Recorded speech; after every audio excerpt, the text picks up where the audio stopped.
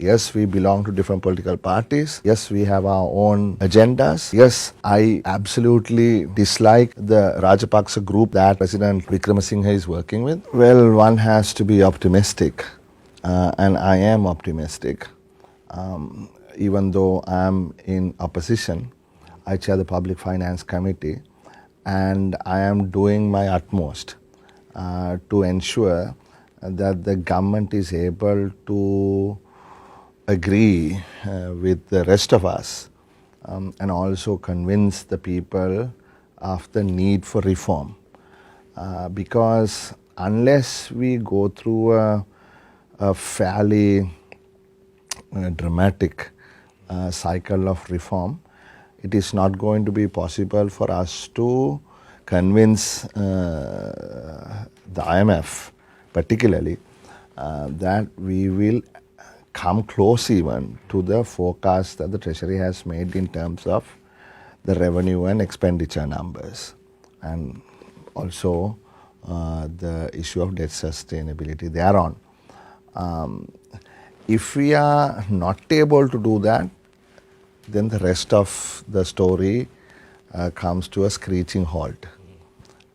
Now, while we do the reforms, we also have to ensure that our creditors, both multilateral, bilateral, and also the private creditors, those are the ISB holders, are sort of willing to give us some undertaking. In the case of bilateral creditors, we want specific and credible undertaking in terms of how they are going to deal with the debt we owe to them, and a good faith effort, of course, by the ISP holders. Now, all that is linked. You see, they won't give us those undertakings unless they see commitment from our side, right? And unless there is commitment from our side, those guys won't give it. It's a chicken and egg situation, right? So therefore, in my view, yes, we belong to different political parties. Yes, we have our own agendas.